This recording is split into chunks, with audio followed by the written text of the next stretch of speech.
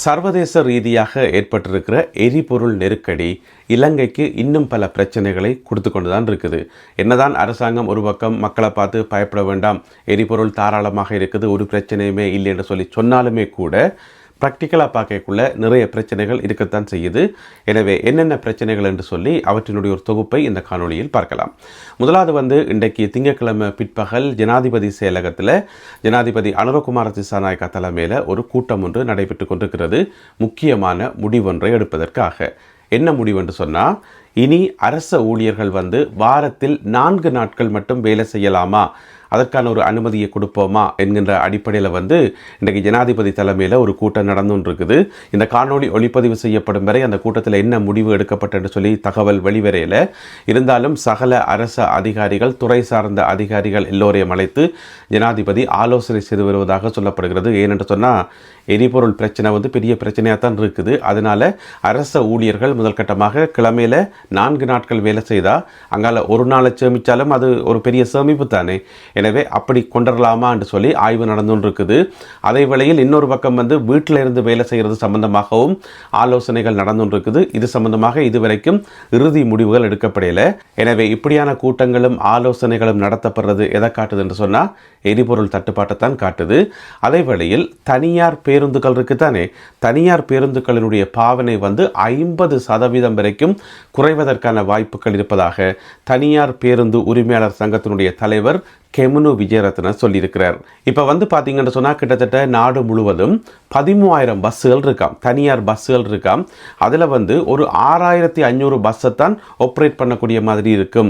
ஏனையவை எரிபொருள் பிரச்சனையால் நிறுத்த வேண்டி வரலாம் என்று சொல்லி அவர் இன்றைக்கு ஒரு ஊடக சந்திப்பொன்றை வைத்து எச்சரிக்கை விடுத்திருக்கிறார். அதுக்கு என்ன காரணம் என்று சொன்னால், தனியார் பேருந்துகள் தங்களுக்கான எரிபொருளை பெற்றுக்கொள்றதுக்கு அரசாங்க டிப்போக்கள் இருக்குதானே, அந்த டிப்போக்கள் ஊடாகத்தான் பெற்றுக்கொள்ள முடியும் என்று சொல்லி இப்போ அரசாங்க தரப்பில் அறிவிக்கப்பட்டிருக்கிறது. ஆனால் அது நடைமுறையில் பார்த்தா நிறைய சிக்கல்கள் இருக்குது.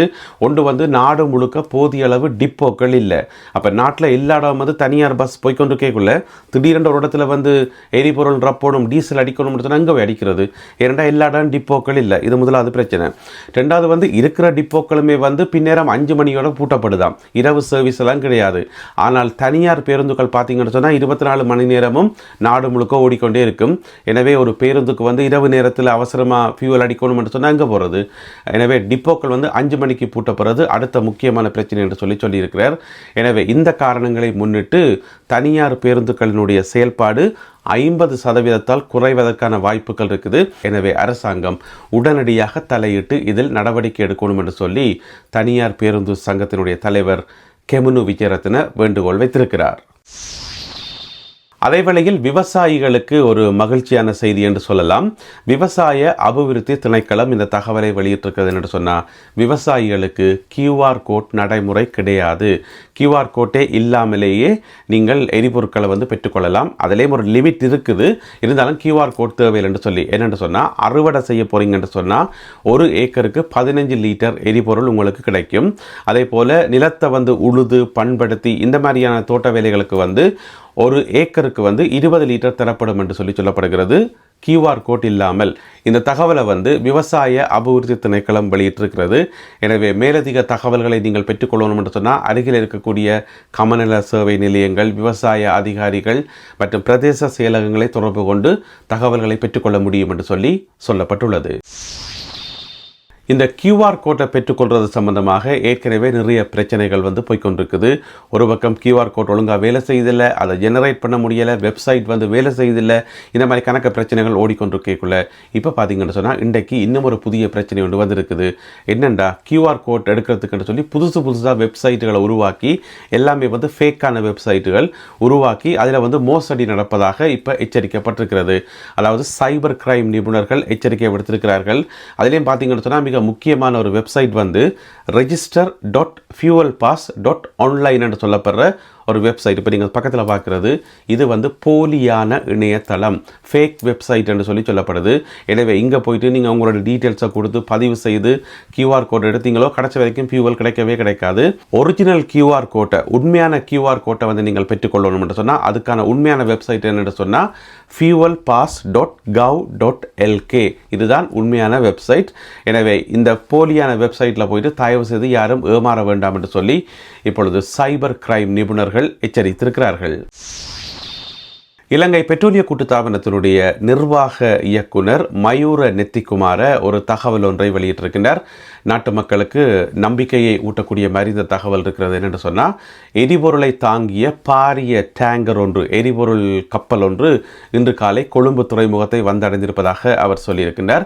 இந்த பாரிய கப்பலில் வந்து டேங்கரில் வந்து 18,000 மெட்ரிக் டன் டீசல் இருப்பதாகவும் 17,000 மெட்ரிக் டன் பெட்ரோல் இருப்பதாகவும் 3,000 மெட்ரிக் டன் சூப்பர் டீசல் இருப்பதாகவும் சொல்லியிருக்கின்றார். எனவே தாங்கள் ஆர்டர் கொடுத்ததன் அடிப்படையில் வந்து இந்த டேங்கர் வந்து சேர்ந்திருப்பதாகவும் இன்று பிற்பகலில் இருந்து அது இறக்கப்பட்டு நாடு முழுவதும் விநியோகம் இடம்பெறும் என்று சொல்லியும் இலங்கை பெட்ரோலிய கூட்டுத்தாபனத்தினுடைய நிர்வாக இயக்குனர் மயூர நெத்திக்குமார அவர்கள் சொல்லியிருக்கின்றார். இது வந்து ஒரு நம்பிக்கை ஊற்ற ஒரு விஷயம்தான்.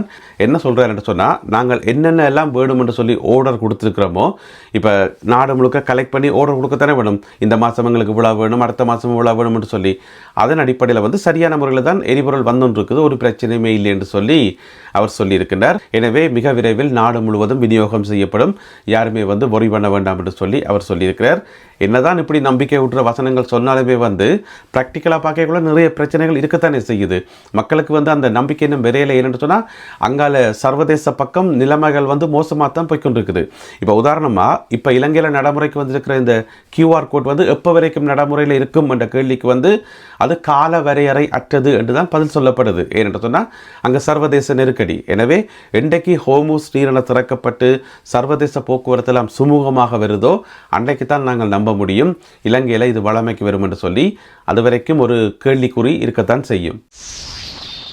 ஈஸ்டர் குண்டு தாக்குதலினுடைய உண்மையான சூத்திரதாரி யார் என்றதை நாட்டு மக்களுக்கு சொல்லப் போவதாக உதய கம்மன்பில அறிவித்திருக்கிறார். எப்போ சொல்ல போகிறாராம் என்று சொன்னால், இந்த மாதம் 31 மார்ச் மாதம் 31 பிற்பகல் 3:30 மணிக்கு நாட்டு மக்களுக்கு வந்து சொல்ல போகிறாராம் ஈஸ்டர் குண்டு தாக்குதலினுடைய உண்மையான சூத்திரதாரி இவர்தான் என்று சொல்லி.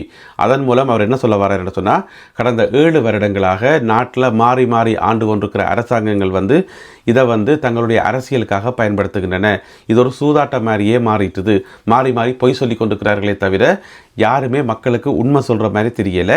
அதனால் நான் சொல்ல போகிறேன் என்று சொல்லி அவர் அறிவித்திருக்கிறார். இன்றைக்கு வந்து ஒரு ஊடக சந்திப்பொன்றை வச்சு இந்த தகவலை வெளியிட்டுக்கார். எப்படி அறிவிக்க போகிறார் என்று சொன்னால், அதுக்காக ஒரு புத்தகமே எழுதிக்காராம். அதாவது 1.5 வருஷமாக ஆய்வு செய்து ஆராய்ச்சிகள் எல்லாம் செய்து நிறைய தகவல்கள் எல்லாம் சேகரித்து அந்த புத்தகத்தினுடைய பேர் என்னென்னு சொன்னால், தாக்குதல் சூத்திரதாரியை தேடி, ஈஸ்டர் குண்டு தாக்குதலினுடைய சூத்திரதாரியை தேடி என்ற தலைப்பில் வந்து ஒரு புத்தகம் எழுதி போட்டு அதைத்தான் வெளியிட போகிறாராம் இந்த மாதம் 31 பிற்பகல் 3:30 மணிக்கு. அந்த புத்தகத்தில் பதில் இருக்குமாம் ஈஸ்டர் குண்டு தாக்குதலினுடைய உண்மையான சூத்திரதாரி என்று சொல்லி. என்னண்டா இவற்றை கதையை பார்த்தா ஒரு பக்கம் உண்மையாக இருக்குமோ, உண்மையிலேயே சொல்ல போகிறாரோ என்ற ஒரு சந்தேகம் இருந்தாலும், மற்ற பக்கம் பார்த்தீங்கன்னு சொன்னால் புத்தகத்தை விற்கிறதுக்காகத்தான் இந்த ஒரு கதையை சொன்னாரோ தெரியலை அப்படின்னு நாங்கள் யோசிக்கணும். ஏன்னு சொன்னால் அவர்கிட்ட புத்தகத்தை வாங்கி மினக்கட்டு வாய்ச்சி பார்க்கும்போது கடைசி பக்கத்தில் எழுதிக்கிறோ தெரியாது. ஈஸ்டர் குண்டு தாக்குதலுடைய சூத்திரதாரி யாருன்றது ஆண்டவனுக்கு தான் வெளிச்சம் என்று சொல்லி போட்டு விட்டாருன்னா எப்படி சொல்லுங்க பார்ப்போம். எனவே உதய கம்மன் பிளவை 100% நம்பவும் முடியாது. இருந்தாலும் இந்த மாதம் 31 புத்தகம் வெளியிட போகிறாராம். அந்த புத்தகத்தில் வந்து பேரை சொல்ல போகிறாராம் இவர் தான் சூத்திரதாரி என்று சொல்லி. எனவே பொறுத்திருந்து பார்ப்போம். தேவேந்திர முனைக்கு தெற்காக சர்வதேச கடல் பரப்பில் ஒரு படகு ஒன்று கைப்பற்றப்பட்டது என்று சொல்லி நேற்று போட்ட காணொலியில் சொல்லியிருந்தேன் நான். அந்த படகு மிக விரைவில் கரைக்கு கொண்டு வரப்படும் என்று சொல்லி இன்றைக்கு பார்த்தீங்கன்னு சொன்னால் அந்த படகு கரைக்கு கொண்டு வரப்பட்டிருக்கிறது. அதில் வந்து 130 கிலோ ஹெரோயின் போதைப் பொருள் இருந்திருக்குது. 130 கிலோ. அவற்றினுடைய பெறுமதி வந்து 30 கோடி ரூபான்னு சொல்லி சொல்லப்படுகிறது.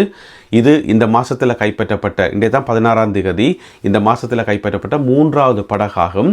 இந்த படகுல வந்த 5 பேர் ஏற்கனவே கைது செய்யப்பட்டிருக்கிறார்கள். அவர்களிடம் தீவிரமான விசாரணைகள் முன்னெடுக்கப்பட்டு வருவதாக சொல்லப்படுகிறது. இந்த படகு எந்த நாட்டில் இருந்து வந்தது, இந்த போதைப் பொருளுடைய சொந்தக்காரர் யார், அவர் எந்த நாட்டில் பதுங்கி இருக்கிறார், இது மாதிரியான விவரங்கள் அறியத்தானே வேணும். எனவே அது சம்பந்தப்பட்ட தீவிரமான விசாரணைகள் இடம்பெற்றுக் கொண்டிருக்கின்றன. பார்த்தீங்கன்னு சொன்னால் அன்றைக்கு 7ஆம் தேதி ஒரு படகு, 10ஆம் தேதி ஒரு படகு, பிறகு நேற்று 15ஆம் தேதி இன்னொரு படகு, தொடர்ச்சியாக போதைப் பொருட்களை கொண்டு வந்து பிடிபட்டு கொண்டே இருக்கிறோம். எனவே விசாரணைகள் தொடர்ந்து இடம்பெற்று வருகின்றன. நல்லது அன்பான உறவுகளை, இத்துடன் இன்றைய செய்திகளும் தகவல்களும் நிறைவு பெறுகின்றன. இந்த காணொலியில் பகிர்ந்து கொள்ளப்பட்ட செய்திகள் தொடர்பான உங்களுடைய கருத்துக்களை மறக்காமல் கீழே எழுதுங்கள். மீண்டும் சந்திப்போம் உறவுகளை. நன்றி, வணக்கம்.